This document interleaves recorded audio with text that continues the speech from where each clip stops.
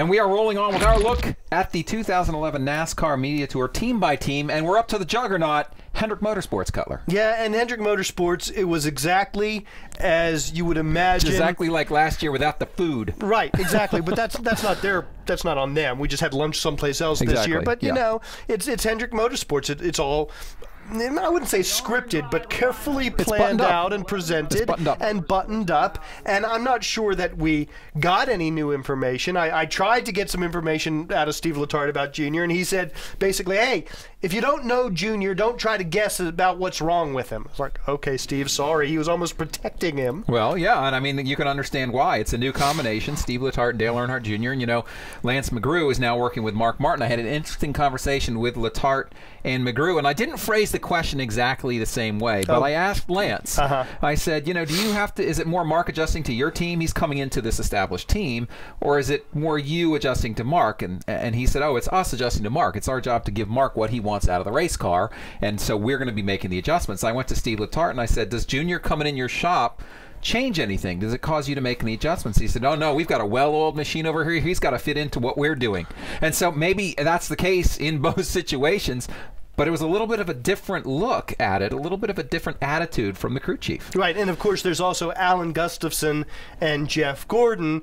Alan Gustafson, you have to think, is feeling a little bit of pressure to get Jeff Gordon back not only into victory lane, but maybe even challenging for a championship. You know, Alan Gustafson has gone from one icon to another in terms of Mark Martin to Jeff Gordon, and you got to think that that's a pretty heavy load to bear. Well, and you know, he's used to working with a guy that has a certain amount of scrutiny, and I think it's an upside for Jeff and an upside for Alan Gustafson. I think that the crew chief changes, if you look at them especially from a crew chief point of view, not a driver point of view, they give everybody something.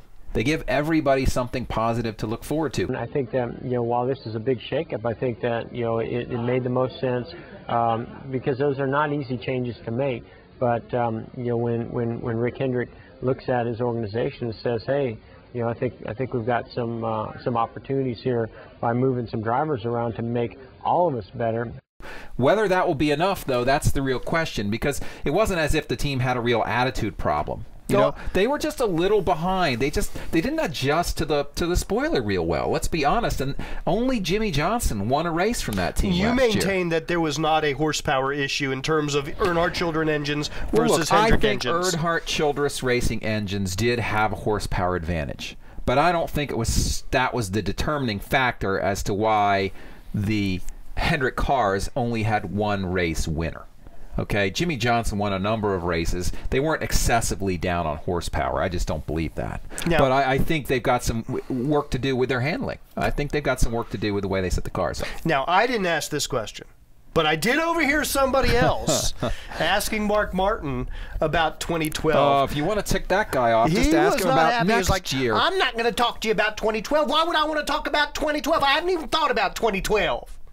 He was not happy. Well, he probably has thought about it. A little bit. He says he hasn't? He's probably thought about it. Maybe a little bit. I mean, he wants to keep going, from what I can tell. Yeah, and I think that's another interesting story. Well, he said he's just not ready to fully commit to a full time. Of course not. Why would he?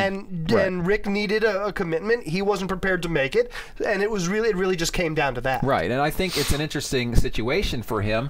Is this season the last at Hendrick? You gotta say it's maybe his last best chance to really get that elusive Cup title. And I mean, you know, who's he going to go to that's going to give him a better chance than Hendrick Motorsports? So what does that do to the feel of the team this year? You know, he finished off last year pretty darn well, if you think about it. I mean, he was pretty strong at the end of the chase. Last 5 races of the chase, 5-car looked pretty good. So it'll be interesting to see how Mark Martin's year shapes up. With respect to the fact that he's leaving after this year. Yeah, I don't see a Cup title in his future. It's a long shot. Yeah. But it's not a crazy notion either. Not when you drive for Rick Hendrick and have the talent of a Mark Martin. All right, that's our look at Hendrick Motorsports. Coming up, Roush Fenway Racing, and then Joe Gibbs, and then we're done. And we're gonna do Roush Fenway and the Wood Brothers at the same time because we're together at our. You mean we're going to do Roush Fenway and we're going to mention the Wood Brothers? Yeah, in passing. Yeah. Okay. Rowdy.com. Say it like it is. Say what like it is? Rowdy.com.